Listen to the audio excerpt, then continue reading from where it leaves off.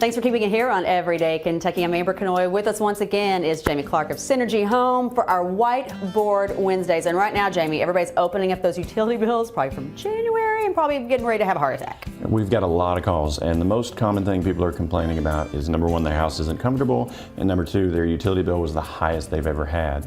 And the thing that most people don't understand, they ask, is it my heating and cooling system or is it my insulation? And normally it's both. It's the combination of the two. If they're not working well together, they can create a real problem.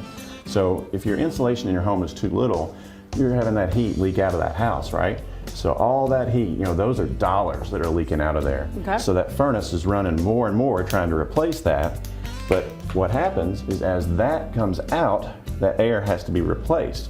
So now we got cold, dry air. So it's creating a vacuum almost. It's creating a vacuum. It's drawing like a chimney. In the world of physics, we call it stack effect because the hot air leaks out and it pulls the cold in behind it. The problem is that cold, dry air comes in and now it's leaving your house too dry, so you're less comfortable, your woodwork's shrinking, your hardwood floors. So by going in and adding insulation up here, it's kind of like putting a toboggan on the whole house. And we stop that problem and we start saving real dollars. We make the house more comfortable, the furnace runs less. It also brings in less dirt, less allergens. If we can get your house more moist, it's going to make your allergens better. And if we have too much of a problem with this, the furnace is running way too much, we have too much heat. If you got that little bit of snow on your roof and it melts really quickly when your neighbor has plenty of snow, that's a bad sign. If you have icicles, it's a bad sign, you need to call somebody.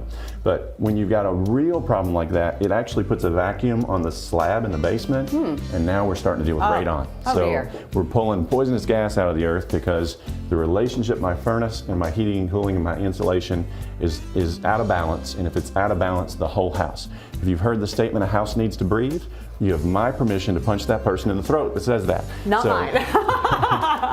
So a house doesn't need to breathe. We want to make the house as tight as we can, and that way we can control it. All right, and if they have questions, because I'm sure this generated a lot of questions in people's minds, how can they get those to us? We're going to email at info@mysynergyhome.com or give us a call at 859-687-0553.